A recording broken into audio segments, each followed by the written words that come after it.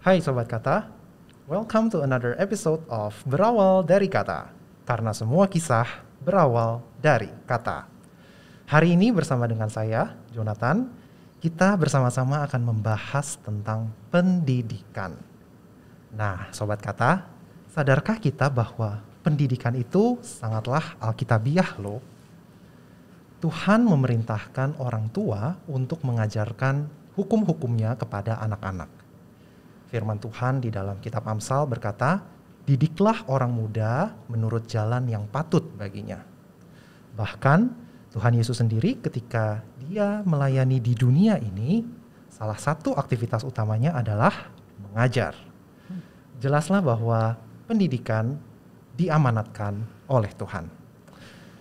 Hari ini kita akan berbincang-bincang bersama dengan seorang passionate educator yang tentunya sudah memiliki banyak pengalaman dalam berkarya di dunia pendidikan Indonesia. Beliau akan bercerita tentang pengalamannya, passionnya, dan juga breakthrough serta innovation yang sudah dan sedang dikerjakannya di dalam dunia pendidikan. Mari bersama-sama kita berkenalan dengan Ibu Elizabeth Rukmini. Hai Bu Bet, apa kabar? Halo Jo, baik, apa kabar? Baik juga Bu, terima kasih sudah datang ke studio kami hari ini. Bu Bet dipersilahkan untuk memperkenalkan diri kepada Sobat Kata yang sedang menonton. Oke, halo Sobat Kata, nama saya Elizabeth Rukmini. Saat ini saya bekerja di Universitas Pembangunan Jaya, baru berpindah dari Unika Atmajaya. Sebelumnya saya juga pernah menjabat di Unika Atmajaya menjadi Wakil Rektor Bidang Kolaborasi, Research, dan Strategic Planning. Kemudian Maret 2021 saya pindah ke Universitas Pembangunan Jaya menjadi Head of Strategic Planning. Tapi itu manajerialnya ya kan Jo. Kemudian kalau passion saya yang utama tentu educator tadi. Jadi saya berkarir sebagai guru, sebagai dosen sejak 2003 di Atmajaya. Jadi di Atmajaya saya 17 tahun, setelah Sweet 17 saya pindah untuk mencoba dinamika yang lainnya. Seperti itu kira-kira. Wow, keren banget nih Bu Bet. Hampir 2 dekade ya Bu, berkarya di dunia pendidikan. Dan selain mengajar, sepertinya Bu Bet ini juga gemar belajar ya Bu? Gemar belajar, belajar salah satu hal yang bikin saya hidup. Mantap sekali. Kalau dari catatan saya nih Bu Bet ada background S1 dan S2 di kimia ya Bu? Iya. Dan S3 di bidang pendidikan kimia. Iya, betul. Wah. Dan S2-nya ini di Korea, S3-nya di Amerika Serikat. Betul. Wah, keren banget nih. Menimba ilmu sampai ke luar negeri, namun kemudian kembali lagi ke Indonesia untuk membangun negeri. Iya. Jadi memang Bu Bet ini sangat bersemangat ya di dunia pendidikan ya. Iya. Apa yang membuat Ibu begitu setia dan passionate di dalam bidang pendidikan ini Bu? Iya, jadi kalau boleh diselewengkan tuh ya kata-katanya René Descartes itu, I think therefore I am, saya berpikir maka saya ada. Kalau saya akan selewengkan gini, saya belajar maka saya ada. Jadi passion saya di belajar itu. Gitu. Kemudian sejak kecil, kalau ditanya orang cita-citamu apa, jadi guru. Kemudian itu bertumbuh. Ketika saya remaja saya tahu bukan guru SD, bukan guru SMP, apalagi guru TK, saya tidak di situ. Kemudian saya berpikir mungkin guru SMA. Kemudian saya ambil kimia murni di UGM, lalu dengan pikiran setelah itu saya akan S2, saya akan S3 dengan beasiswa. Karena nggak mungkin, dengan uang sendiri tidak mungkin. Saya bukan berasal dari keluarga yang berada. Jadi saya bertekad saya keliling dunia dengan belajar, cari beasiswa. Jadi waktu mahasiswa itu kalau saya ikut seminar internasional, name tag itu saya ubah namanya Dr. Elizabeth Rukmini gitu ya. Suatu saat saya jadi dokter ini gitu kan. Dan terjadi. Jadi setelah S1 saya cari beasiswa, tidak semudah sekarang mencari beasiswa, maka saya bekerja dulu, saya bekerja sebagai guru SMA. Pertama sekali saya tuh di Tarsius Vianney, mengajar kimia. Kemudian saya dapat beasiswa ke Korea, kemudian saya selesai S2, saya kembali ke Indonesia sambil menunggu beasiswa Australia pengumuman dan tidak terima. Saya bekerja di Binus High, mengajar SMA untuk chemistry untuk kelas internasional. 1 tahunan, kemudian masuk ke Atma untuk mengajar kimia di Fakultas Kedokteran. Kemudian tahun 2006 saya apply ke Fulbright Scholarship. 2007 saya berangkat ke Amerika dengan Fulbright, lalu kembali ke Indonesia 3 tahun, lewat sedikit, jadi relatif cepat untuk PhD. Kemudian kembali ke FK, jadi Chair of Medical Education Unit, lalu karir manajerial naik sampai wakil rektor. Kemudian tetap mengajar dan tetap membimbing mahasiswa untuk skripsi atau kalau di kedokteran itu karya tulis ilmiah, KTI. Seperti itu kira-kira. Jadi baliknya ke passionnya zaman dulu ya, passion itu ditumbuhkan dan dipelihara lewat tangan-tangan orang di sekitar kita juga dari kecil. Oke, passion ditumbuhkan dan dipelihara sejak kecil, juga dengan bantuan tangan-tangan orang lain di sekitar Bu Beth ya. Pasti. Tangan-tangan siapa Bu kalau boleh tahu? Dari orang tua pasti itu ya, keluarga itu kan tempat tumbuh kita ya. Kemudian teman-teman dekat, kalau di kuliah itu sangat terasa itu kalau teman-teman dekat karena sudah mulai jauh dari ayah ibu kan. Kalau masa kecil tentu dengan keluarga dan dengan guru SD seperti itu ditumbuhkan itu ya. Oh iya jadi guru ya, kalau jadi guru seperti ini gitu kan ya masa kecil itu. Ketika kuliah kita mulai terbuka, tahu gitu. Kemudian berkumpul dengan teman-teman mahasiswa yang memang membahas ketimpangan, ketidakadilan itu atas landasan orang yang tertindas itu tidak terdidik. Maka dari situ makin berkobar-kobar kita ya. Dan itu namanya mentor itu jadi ada di sekitar kita banyak banget tuh di masa kita kuliah itu. Bisa dosen kita, bisa teman kita, bisa kakak kelas kita yang menumbuhkan passion kita. Oh iya ya, saya harusnya tetap kembali ke benih yang sekiranya bisa menumbuhkan orang supaya tidak tertindas. Dan itu pendidikan. Berarti itu ya Bu ya, ya. Karena melihat ada orang-orang yang tertindas tadi dan Bu Beth sadar bahwa melalui pendidikan bisa menolong orang-orang tersebut, maka Bu Beth kembali lagi dan terjun langsung ke dalam dunia pendidikan itu. Oke, luar biasa sekali Bu Beth. Lalu tadi Bu Beth mention sedikit tentang karir Ibu di Medical Education Unit ya di Fakultas Kedokteran Atmajaya. Boleh bercerita sedikit nggak Bu tentang perjalanan Ibu di sana? Karena kan kalau dari ceritanya Ibu tadi background-nya Ibu sebenarnya kimia ya. Tapi kemudian Ibu bisa bergabung ke dalam Medical Education Unit. Nah itu bagaimana tuh Bu ceritanya? Balik lagi ya di Medical Education Unit itu awal sekali di tahun 2004-2005 itu mandat secara nasional kalau setiap fakultas kedokteran perlu punya suatu unit yang memikirkan pendidikan kedokteran. Kemudian ketika mandat itu diturunkan oleh dekan, maka dekan mengatakan oke, saya akan membentuk Medical Education Unit untuk Atma saat itu. Lalu ada seorang dokter yang menjadi ketuanya, kemudian seperti biasa dicari orang yang masih muda, dosen muda, yang kira-kira mau kerja keras lah. Dan itu adalah saya, gitu ya. Jadi siapa aja nih pokoknya yang mau kerja keras dan tahu sedikit tentang pendidikan, punya idealisme sedikit, ambil orang itu. Dan saya diambil di situ. Bagi saya itu pengalaman yang baik ya. Itu sejalan lah. Jadi buat apa, saya juga nggak akan keberatan kok. Saya senang-senang aja. Itu belajar hal baru, pendidikan kedokteran. Kemudian mengulik hal-hal yang selama ini sudah ada sebenarnya kan. Passion di pendidikan, mentor orang muda seperti itu sudah ada. Kemudian dibangun saja itu untuk kedokteran.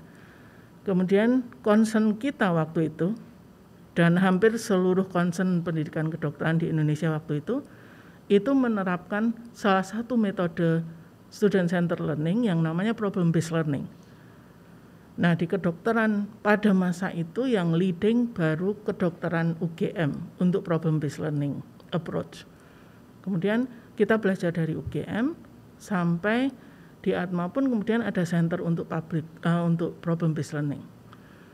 Kemudian dilakukan penelitian tentang itu, dikembangkan bagaimana stepnya melakukan PBL, dilakukan pelatihan, itu seperti itu. Lalu concern terhadap student center learning ini kemudian terus berkembang karena itu ya akar saya juga di situ ya. Fokus pada mahasiswa itu akar pendidikan itu gitu. Kemudian saya coba kembangkan peer assisted learning di 1 tahun sebelum saya berangkat, jadi 2006 sebelum saya pergi ke S3. Kita coba another method of student center learning lah. Jadi tidak hanya problem based learning yang waktu itu terus diperdebatkan juga. Mengapa? Karena orang belum siap, tutornya belum siap, dosennya belum siap. Jadi seperti dikarbit gitu. Kemudian kalau dosen belum siap, mungkin lebih mudah mendekati mahasiswanya dengan cara grooming mahasiswa ini supaya menjadi peer tutor. Dengan jadi peer tutor, maka dia menjembatani aspek-aspek yang dosen nggak sampai ke mahasiswa. Menaik nih peer tutornya, gitu kan. Nah, ini kita cobakan di 2006. Saya dengan 2 dosen, pilot project saja. Hasilnya baik, kemudian 2007 saya harus berangkat S3. Maka dorman ya, mati sejenak lah peer assisted learning itu. Baru kemudian setelah kembali dari S3, dekan Fakultas Kedokteran Atma waktu itu meminta saya menjadi Chair of Medical Education Unit. Karena ya ini orang sudah belajarnya pendidikan juga gitu ya, punya idealisme baru dan masih muda gitu. Diberi jabatan itu untuk mengembangkan MAU. Lalu saya buat beberapa unit yang cukup strategis, unit kurikulum, unit pengembangan assessment, kemudian unit riset pendidikan kedokteran, dan unit evaluasi sebenarnya. Tapi unit evaluasi karena overlap dengan penjaminan mutu, maka unit evaluasi ditiadakan. Sehingga ada 3, kurikulum, assessment, dan pendidikan kedokteran, research on medical education. Dari sinilah kemudian saya kembangkan hal-hal yang menguatkan student centered learning dan inovasi pada assessment untuk pendidikan kedokteran. Jadi mulai itu pada tahun saya kembali juga kedokteran Atma mendapatkan hibah institusi, sehingga kita waktu itu harus membimbing 2 FK lain, No Mention Medan dan Patimura Ambon. Dengan pembimbingan itu, maka juga terbuka satu aspek kolaborasi lain dengan Fakultas Kedokteran yang pada saat itu sedang berdiri. Gitu. Jadi sebagai orang yang lebih tua ini seperti mentornya. Gitu. Fakultas Kedokteran yang lebih tua ini jadi mentornya. Tetapi namanya mentor tuh at the same time dia belajar juga kan. Kemudian juga ketemu inovasi baru, misalnya mari kita buat progress test. Jadi assessment, inovasi pada assessment mahasiswa kedokteran. Apa itu progress test?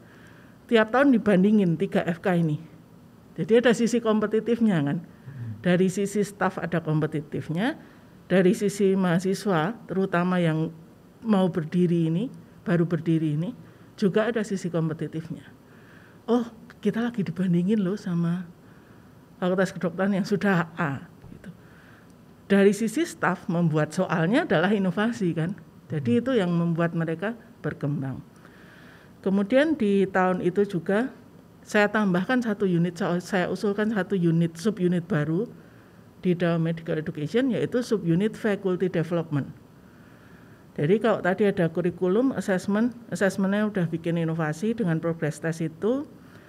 kemudian dengan bagaimana menilai, jadi ada metode penilaian baru lagi, terus pendidikan kedokteran, research on medical education, ada beberapa proyek riset yang berkaitan dengan student centered learning. Lalu kemudian setelah itu saya tambahkan faculty member development, dengan maksud supaya hasil-hasil yang sudah diriset atau inovasi assessment yang sudah dilakukan oleh beberapa kelompok orang ini ditularkan kepada faculty member lain di FK Atmajaya. Pada saat itu seperti itu. Ya tantangannya cukup lumayan ya, karena status quo itu kan tetap ada ya. Betul. Orang yang tidak mau berubah atau sulit berubah itu ada. Jadi faculty member development misalnya kalau faculty membernya ada 120 misalnya, berapa kira-kira yang datang tebakanmu Jo untuk pelatihan? Saya tebak 10%-nya Bu. 12 ya, betul sekitar itu. Jadi orang yang ingin berkembang mungkin justru sudah berkembang, karena 10% itu juga ya biasanya ya, orang betul. Yang sudah berkembang, Pareto 20% lah.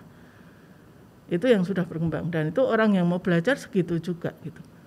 Dan itu masih mending kalau 12 itu terus-menerus juga nggak bisa kan, pasti ada on off-nya. Nah itu tantangannya gitu pada saat pengembangan MEU.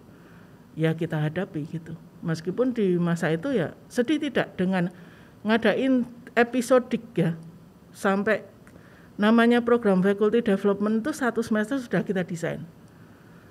Bisa jadi ada 10 sampai 15 episode. Potong-potong gitu ya. Tidak setiap hari dan tidak setiap minggu. Dipotong-potong aja, diperkirakan mana yang bisa orang datang. Itu datangnya ya 5, 10, 12. 15 paling banyak.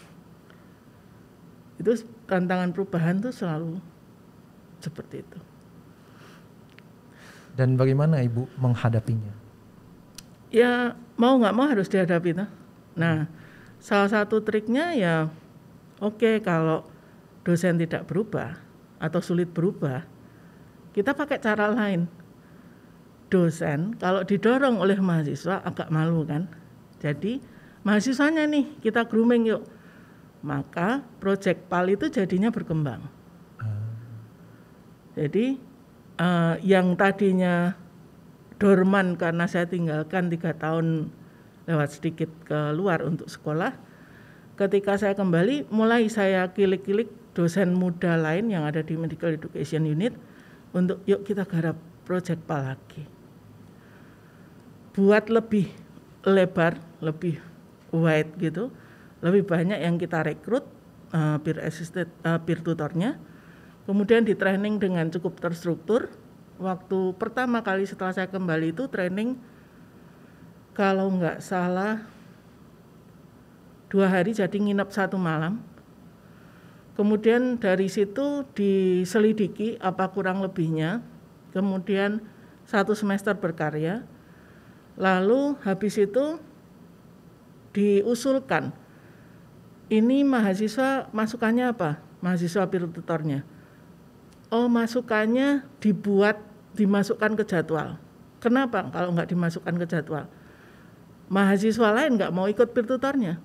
Kalau dimasukkan ke jadwal, mau nggak mau harus diikutin ini jadwal tertulis, jadwalnya mahasiswa. Maka semester berikutnya kita usulkan buat surat resmi ke dekanat, usulnya seperti ini, hasil penelitiannya kayak gini. Didengarkan karena ada data. Maka di semester berikutnya masuk ke jadwal perkuliahan mahasiswa. Masalah berikutnya adalah meminta dosen mana yang mau transfer cara pembelajarannya dari kuliah yang dari pagi sampai siang, bahkan sampai sore kalau di kedokteran tuh, dia hanya kuliah separohnya lagi misalnya berikan ke PAL. Materi-materi mana dari 100% materi yang paling tangible diberikan oleh peer tutor. Konsekuensinya dosen harus melatih peer tutor juga pada materi itu. Betul. Jadi negonya apa kepada dosen itu? Ya kamu daripada nerangin di depan 200 anak, FK 200 kan satu angkatan, daripada nerangin di 200 anak yang kamu tahu persis Yang dengerin cuma 10%-nya, 80%-nya tidur misalnya. Lebih baik kamu nerangin ke 20 anak, peer tutor, yang benar-benar dengerin kamu, dan dialah yang menyambungkan ke mahasiswa. Ada tentu beberapa dosen yang mau, dan melihat buktinya dia engage dengan itu. Katakanlah tumbuh, PAL itu yang pakai PAL itu tumbuh. Dari 5 dosen jadi 10 dosen misalnya kayak gitu. Itu terjadi di tahun kedua, kemudian tahun ketiga. Kemudian pertumbuhan lainnya yang menggembirakan menurut saya di PAL itu kemudian ketika kita sebagai dosen memberi trust kepada peer tutor ini, peer tutor itu nanti akan meningkatkan sendiri standarnya. Kenapa? Sebab dia sudah diberi trust itu tadi. So I got to be better and better person and better standard and higher standard. Jadi pada tahun ketiga yang melakukan seleksi itu bukan saya. Yang melakukan seleksi adalah peer tutor seniornya. Dan dia membuat standar. Meskipun fungsi saya dan teman-teman di MEU itu mendengarkan gimana kamu akan seleksi. Begini loh Bu, buat nih rinciannya. Termasuk di wawancara. Padahal di tahun itu kalau dengan pilotingnya sudah 4 atau 5 kali saya merekrut peer tutor. Tidak ada satupun saya mau wawancara. Kenapa? Enggak cukup tenaga dan waktunya, ya kan? Sehingga semua direkrut secara form online pada masa saya. Tapi di tahun ketiga peer tutor ini ada peer tutor yang, Bu, kalau begitu aja enggak cukup. Saya enggak tahu mahasiswa akan bisa ngajar enggak. Baik enggak dia public speakingnya. Baik enggak dia komunikasinya dan mementor anak didiknya. Terus kamu apa? Wawancara. Jadi standarnya sudah tinggi, lebih tinggi dari saya. Apa perlu kemudian seorang mentor terus bilang, ya kalau gitu nggak perlu ngabisin waktu lah. Nggak bisa tuh, itu kan namanya trust. Kemudian saya balikkan, siapa yang mau wawancara? Nah terus dia bilang, kalau ibu bisa, ibu ikut. Tapi ibu ikut di ujung saja setelah diseleksi. Good idea. Sebab saya tidak akan mungkin punya waktu untuk satu hari menyeleksi 10 seperti kamu oprek. Masa itu saya sudah mulai menjabat di universitas untuk satu posisi lain. Kemudian peer tutor ini membuat tim untuk oprek, untuk open recruitment mahasiswa di bawahnya. Dan benar dilakukan, nulis surat lamaran, wawancara itu dilakukan. Sampai di ujung direkap, ini hasilnya. Duduk bareng-bareng di ruang MEU, terus ibu lihat hasilnya, dokter lihat hasilnya, mana yang mau dipanggil. Kalau kami usulkan 1, 2, 3, 4, 5, sudah diurutkan. Enak tuh. Tapi at the same time juga mereka juga tambah ahli sebagai recruiter. Betul. Jadi kuncinya di trust itu tadi. Sehingga ketika tahun kelima itu sudah happy kita. Oh ini PAL-nya udah tadi nih.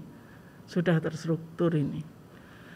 Sudah ketemu pelatihan yang standar itu seperti apa.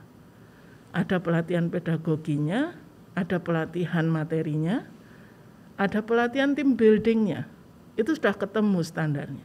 Siapa yang melatih? Oh kira-kira kalau team building, timnya A dari psikologi. Oh kalau pedagogik timnya MEU dari FK. Oh kalau materi harus per dosennya, baru lari ke dosennya. Jadi ketika lari ke dosen materi, itu mereka sudah punya background pedagogik. Gimana ajar, gimana teaching and learning berjalan, bagaimana menghadapi mahasiswa yang beda-beda, cara belajarnya beda, cara pendekatannya beda, itu gimana. Jadi udah ketemu nih, bentuknya itu udah ketemu. Lalu teman-teman yang sudah pernah jadi peer tutor, ini saya kumpulkan.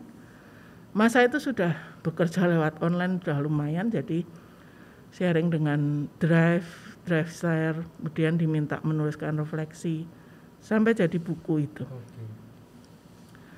Itu merayakan 5 tahun. Wah, ini sangat inspirasional nih Bu. Berarti peer assisted learningnya itu benar-benar bekerja dan berhasil ya Bu? Berhasil. Jadi itu sistemnya mahasiswa mengajar teman-teman dan adik-adik mereka, tapi di waktu yang bersamaan mereka juga berkolaborasi dengan dosen-dosen mereka. Yeah. Dan itu tidak hanya mengembangkan kemampuan kognitif mereka, tapi juga soft skills-nya mereka jadi berkembang ya. Iya, betul banget. Wah, ini sangat menarik nih Bu. Di sini kita melihat bahwa ternyata ketika ada kolaborasi itu terjadi suatu kemajuan yang sangat powerful ya. Nah, saya tertarik nih Bu untuk membahas lebih jauh tentang kolaborasi ini. Tapi sebelumnya kita mau main games dulu nih Bu. Oke. Ya, jadi tim kreatif sudah mempersiapkan sebuah games namanya Question of Life. Oke. Jadi cara bermainnya mudah sekali Bu. Saya memberikan pertanyaan, lalu Ibu menjawab. Menjawabnya langsung dengan cepat. Oke. Jadi pertanyaannya ini pertanyaan-pertanyaan reflektif. Misalnya ya contoh, saya lebih suka mengajar daripada apa? Ibu langsung menjawab. Nanti dari situ jawaban-jawaban yang menarik akan kita coba gali lebih jauh. Siap ya Bu ya? Oke. Oke, pertanyaan pertama. Kalau saya bisa kembali lebih muda 20 tahun, saya mau kuliah lagi atau mau jalan-jalan aja? Kuliah lagi. Kenapa Bu? Ya, belajar itu satu hal yang bikin saya hidup itu tadi ya. Ada banyak bidang yang saya ingin pelajari. Jadi kapanpun kalau ada orang mau menguliahkan saya suka. Oke, mantap sekali Bu Bet. Dan dari yang pertama tadi Bu Bet juga bilang dengan belajar bisa jalan-jalan juga sebenarnya Ibu. Betul. Dengan mencari beasiswa, betul, keliling dunia, sambil belajar tentunya. Oke. Pertanyaan kedua, waktu saya bangun tidur, hal yang langsung kepikiran adalah? Tugas paling pagi ya. Itu apa? Oke, biasanya apa tuh Bu? Biasanya karena pagi hari itu prime time saya, maka kalau saya tidak mengajar, maka saya cari hal-hal untuk yang bisa ditulis. Itu pagi hari prime time saya gitu. Jadi baca dan tulis biasanya. Oke, berarti memang Bu Bet ini gemar membaca dan menulis ya Bu? Iya. Nah, itu satu karakter yang harus dipelajari tuh Sobat Kata. Gemar membaca dan menulis. Pertanyaan ketiga Bu. Kebanyakan orang tidak tahu kalau saya itu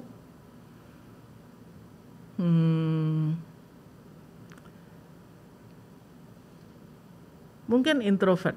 Mungkin tidak banyak orang yang tahu kalau saya introvert. Oh, dari luar kelihatannya lebih ekstrovert ya Bu? Kemungkinan. Oke. Kemungkinan ya. Karena mungkin ini orang bisa memimpin, bisa ada di jabatan top manajerial, terus diletakkan di kolaborasi, berarti banyak ketemu orang ya. Tapi pada dasarnya kalau tidak ada apa-apa itu ya saya tuh orang pendiam gitu. Oke. Pertanyaan keempat Bu. Saya paling merasa senang saat belajar hal baru. Karena? Ya balik lagi ya, passionnya itu saya ingin tahu hal-hal yang saya ingin tahu gitu ya. Jadi misalnya waktu saya menjabat di strategic planning, saya tahu saya orang analitis, tapi saya tidak punya background manajemen yang strategis, strategic management itu saya tidak punya. Nah sampai saya buka buku, saya buka training yang ada di online gitu, saya pelajari sendiri gitu. Sampai suatu saat saya merasa saya butuh suatu saat yang real selama konsentrasi tertentu untuk belajar dari orang yang memang tahu strategic management. Nah, maka saya pergi ke Mastri 2 minggu untuk belajar itu gitu. Nah, kebetulan karena sudah punya uang ya jadi bisa pergi gitu. Pergi untuk belajar itu 2 minggu dengan uang sendiri yang sebetulnya kemudian keahlian itu untuk institusi juga. Sebagian tentu untuk saya, tapi juga sebagian untuk institusi. Dan untuk itu saya nggak masalah gitu. Artinya ya itu passion saya. Kalau ada hal baru yang kayaknya saya perlu tarik diri saya dan belajar nih hal ini gitu. So I'm doing that. I'm willing to do that. Oke, memang belajar itu yang membuat kita hidup dan dengan belajar itu kita bisa berkembang menjadi versi yang lebih baik dari diri kita ya. Oke, satu pertanyaan lagi Bu. Oke. Kalau saya ditelepon Pak Jokowi untuk jadi Menteri Pendidikan, kalimat pertama yang akan muncul adalah Mau. Kenapa mau Bu? Ya bayangkan ya, seorang presiden gitu ya, presiden negara kita gitu, terus meminta saya gitu. Itu satu kehormatan yang besar banget ya. Dan apa ya, pekerjaan, karya itu juga rahmat ya, rahmat ilahi gitu. Dan rahmat itu bisa datang lewat siapa saja ya. Betul. Apalagi kalau datang lewat orang yang diserai rahmat lebih besar mengelola negara ini. Masa iya kita menjawab tidak gitu. Itu kan seperti perwakilan Tuhan untuk negara kita gitu ya. Iya betul. So jawabannya iya ya, itu sama seperti kita jawab Tuhan gitu. Iya betul. Dan urusan bisa atau enggak, takut atau enggak, itu nanti pasti ada jalan yang Tuhan bukakan juga ya ketika kita sudah menerima, menyanggupi dari awal. Ya kan prinsipnya buka diri untuk menerima rahmat itu ya. Betul. Kalau itu kita anggap rahmat, ketika sudah membuka diri ya selanjutnya itu ada jalannya gitu. Mau itu sesulit apa, ya ada jalannya. Oke. Terima kasih banyak Bu Bet. Ini hanya permainan sederhana tapi kita bisa belajar banyak nih Sobat Kata dari pendapat-pendapat dan pemikirannya Bu Bet. Oke, sekarang sebelum kita melanjutkan nih Bu ke seksi selanjutnya, saya mau mengajak Bu Bet untuk mendengarkan sebuah rekaman. Jadi tim kreatif berhasil merekam sebuah testimoni dari mantan mahasiswanya Bu Bet. Oke. Nah, kita dengarkan sama-sama ya Bu. Silakan.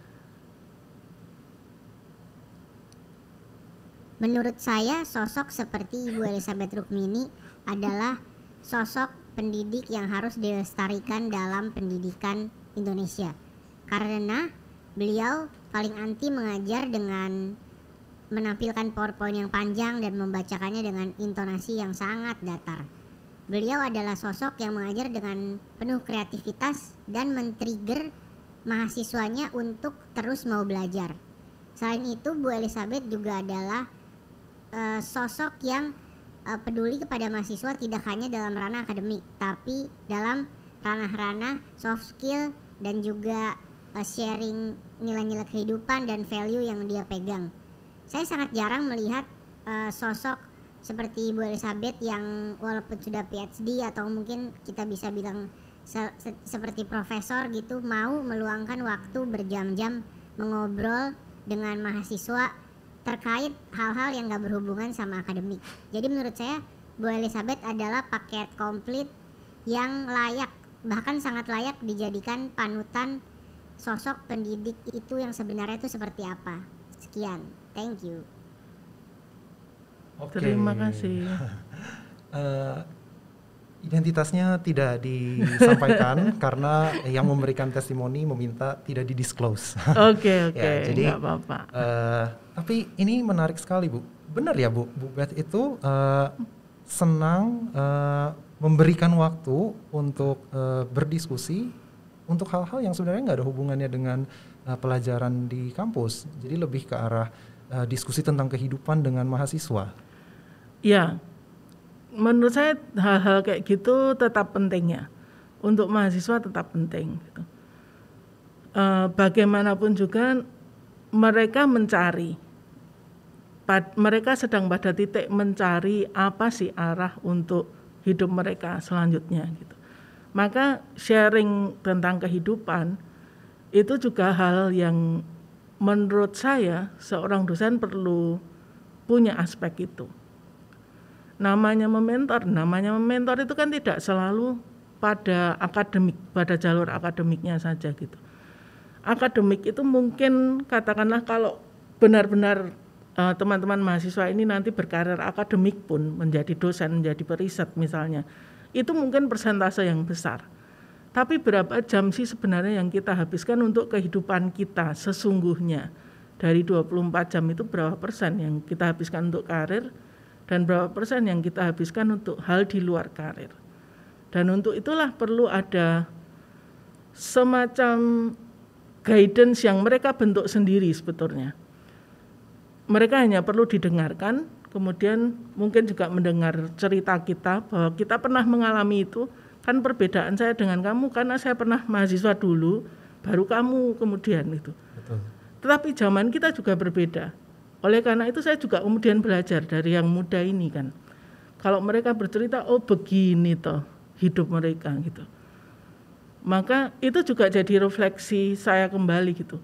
Kalau gitu, ketika saya kembali menjadi akademisi untuk mahasiswa yang sudah beda generasinya dengan saya juga perlu tahu dengan cara apa dia harus bisa didekati.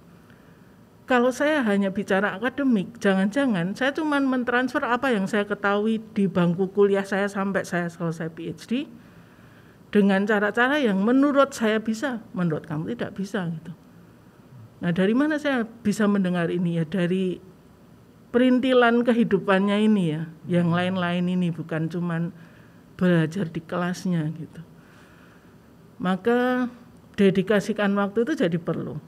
Prinsip saya, orang sibuk adalah orang yang bisa dimintain pertolongan. Coba deh, pasti deh di mana-mana kayak gitu. Mau di pekerjaan, mau di organisasi, mau di gereja pun, kalau mencari orang yang bisa diandalkan adalah orang yang paling sibuk. Betul nggak? Betul sih Bu. Nah, karena kemudian dialah yang paling bisa membagi energi dan waktunya. Saya banyak kesibukan, jadwal saya padat, benar. Jadi kalau dengan mahasiswa saya akan ngomong, kalau kamu sampai bilang kamu sibuk, itu kamu saya minta jadwalmu, saya sandingkan sama HP saya, ini loh jadwal saya. 6 bulan dari sekarang aja saya sudah punya jadwal gitu kan. Tapi saya yakin saya bisa mencari waktu untuk kamu. Maka marilah kita duduk bareng. Ya kalau sekarang kita ketemu online bareng. Ini kan bisa diatur gitu. Butuhnya berapa menit? 30 menit, 45 menit, 1 jam. Ayo kita duduk bareng gitu. Bimbingan pun, bimbingan KTI, bimbingan skripsi misalnya. Kalau di pagi sampai siang, di masa saya jadi warak itu penuh sekali. Pagi sampai sekitar jam 6, itu bisa jadi saya rapat di segala hal. Koordinasi di banyak bidang. Maka saya katakan ke mahasiswa saya, masa itu boleh datang ya ke kantor. Termasuk datang ke kantor warak. Saya katakan datang setelah jam 6. Sudah malam Bu, nah memang. Nah, kamu mau bimbingan jam 9 pun saya ayo. 9 malam sampai 10 malam pernah. Tapi kenapa? Karena waktu itulah yang saya ada gitu. Ya perlu saling pahami itu. Nah kalau zaman saya di kedokteran misalnya, saya tidak menjabat atau saya waktu itu hanya menjabat 1. Oh saya salah itu bisa. Atau saya extended gitu. Orang sudah pulang jam 4 sore karena jam kantor selesai. Bu saya mau konsul, boleh? Tapi jam 5 ya. Oke. Jam 5 sampai jam berapa, Bu? Nah, kebetulan hari ini saya free. Kamu kuatnya sampai jam berapa? Sampai jam 8 boleh. Nah, kalau saya lapar ya saya pulang ya gitu kan. Nah, ada hal-hal yang kita bisa fleksibel, kita bisa aturkan itu karena kita tahu persis manajemen waktu ya di tangan kita gitu. Manajemen waktu dan energi itu kita yang punya. Jadi mengapa tidak kita atur?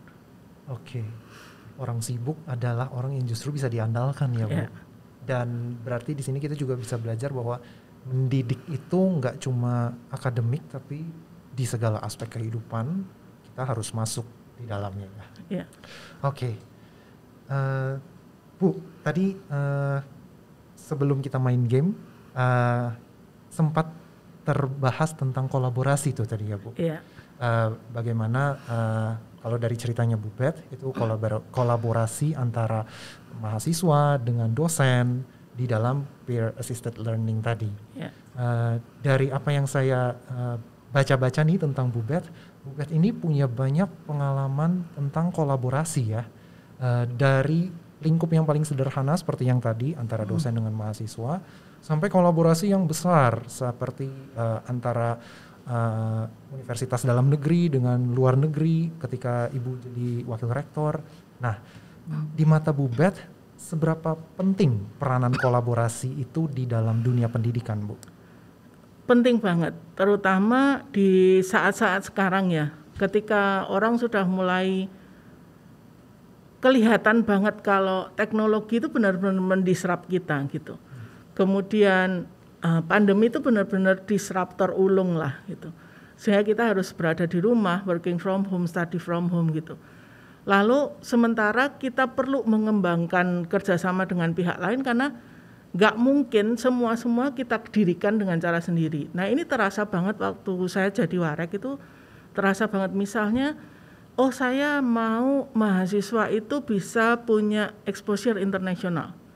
Kalau begitu nggak mungkin kan kita ngundang banyak orang tenaga asing ke sini demi supaya mahasiswa kita punya perkuliahan dengan pakar dari native speaker English misalnya. Biayanya akan mahal, menanggung mereka akan mahal gitu. Kemudian dengan cara apa? Ya perguruan tinggi bekerja sama dalam dan luar negeri gitu. Kemudian perguruan tinggi dalam negeri berkonsorsium untuk bisa kerjasama dengan perguruan tinggi luar negeri yang lebih reputable. Ini cara-cara yang sangat kalau dibandingkan tadi mendatangkan pakar itu jadi lebih murah.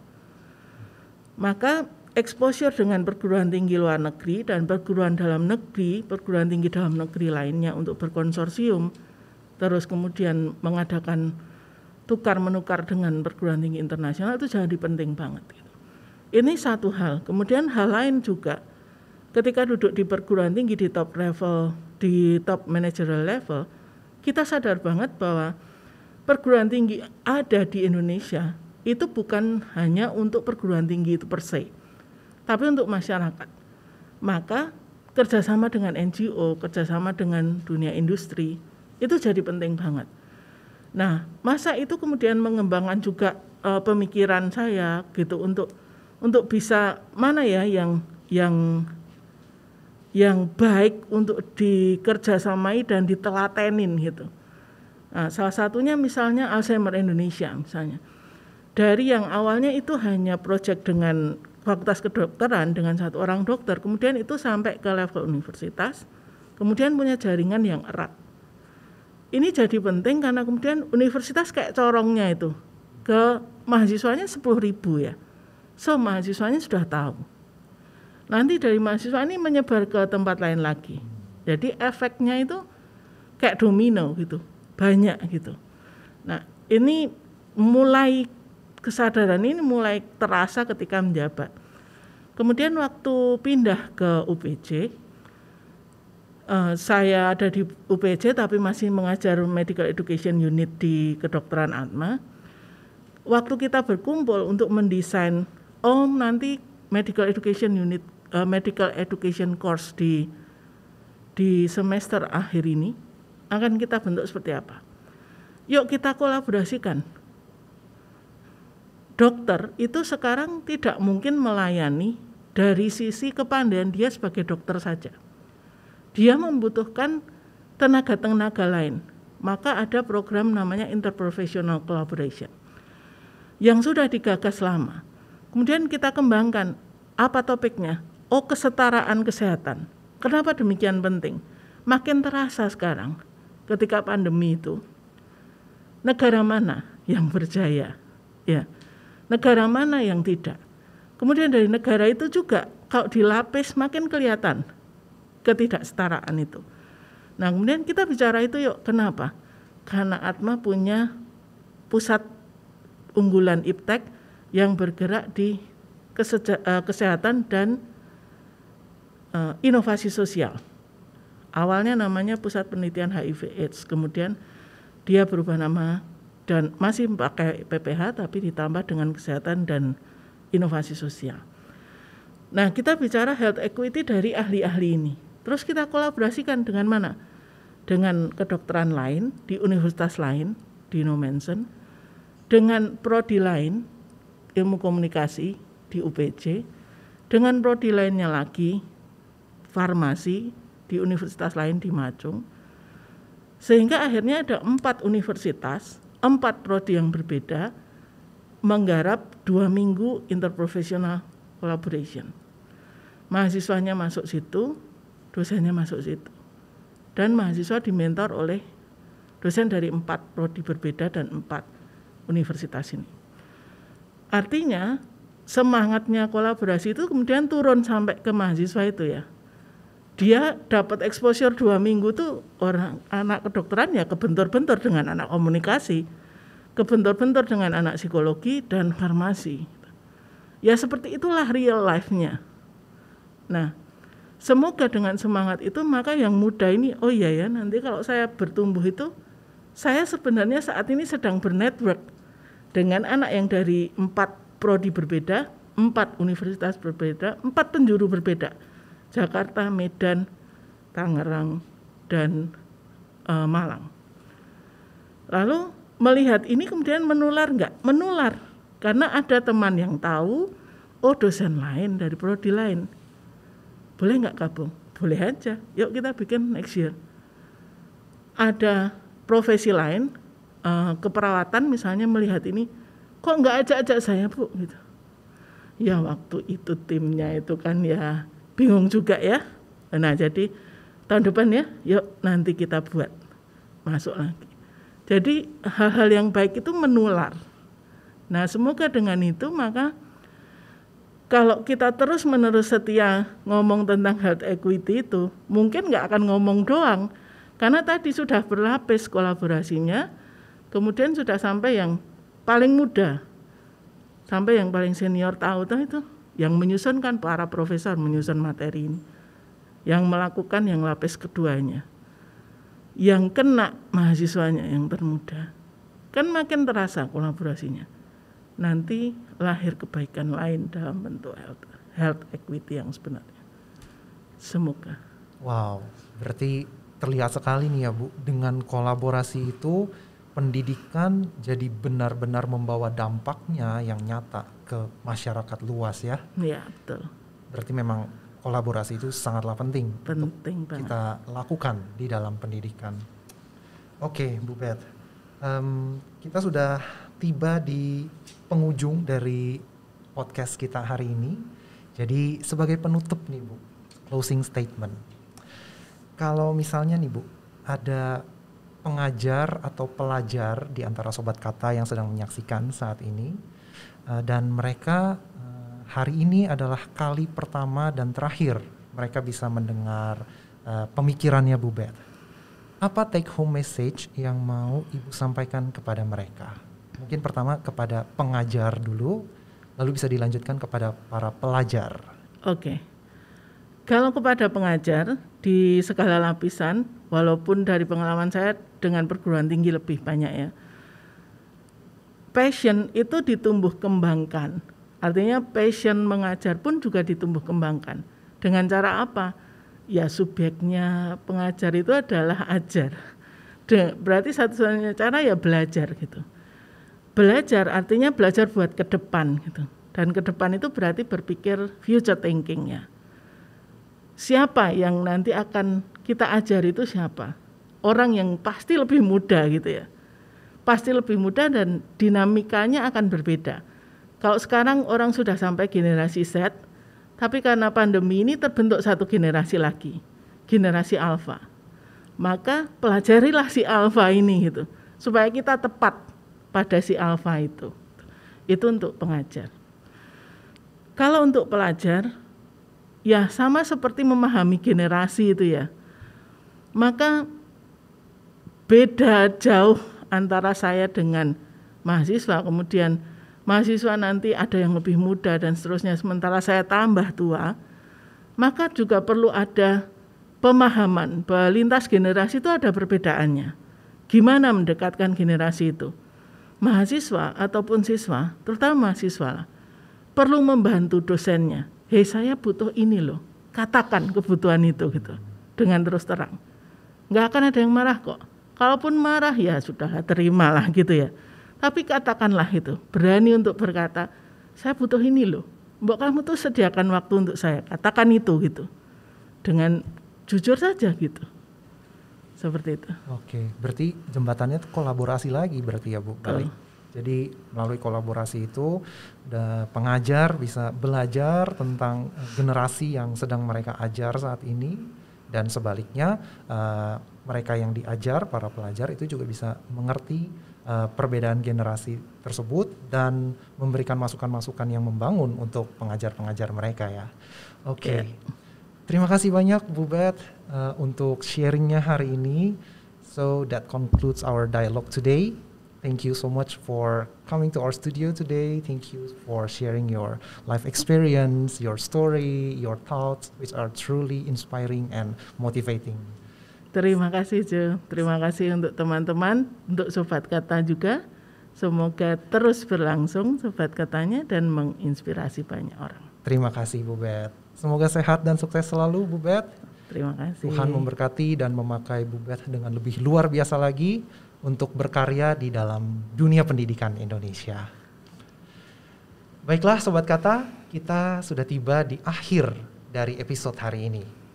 Jangan lupa untuk menyaksikan terus podcast Berawal Dari Kata di hari Minggu yang pertama pada setiap bulannya. Premier pukul 7 malam hanya di YouTube channel Gereja Kristus Ketapang. Don't forget to like, subscribe, and share the good news, especially if you find this podcast inspiring and motivating. Also, please leave your comments below. Khususnya nih, kalau kalian punya ide tentang topik-topik yang menarik untuk kita bahas selanjutnya di sini. Akhir kata, mari bersama-sama kita dengarkan pesan-pesan bermakna dari Mr. Kata. Kemajuan sebuah bangsa bergantung pada kualitas pendidiknya. Namun, realita di negeri plus 62 seringkali tidak sesuai dengan yang diharapkan. Hampir setiap orang mendapatkan pendidikan. Namun, apakah mereka mendapatkan pendidikan yang bermakna atau tidak? Itu perlu kita pertanyakan. Setiap orang yang mengajar bisa disebut sebagai guru. Namun, tidak semua guru bisa mengajar. Jika dunia pendidikan Indonesia ingin maju, apa yang kita butuhkan? Tentu para pendidik yang berkualitas. Menjadi pendidik tidak hanya sekedar menyiapkan ratusan slide PowerPoint yang dibacakan tanpa intonasi. Tapi, menjadi pendidik bicara soal panggilan hati yang dijalani dengan penuh dedikasi. Berawal dari kata, karena semua kisah berawal dari kata. Titik.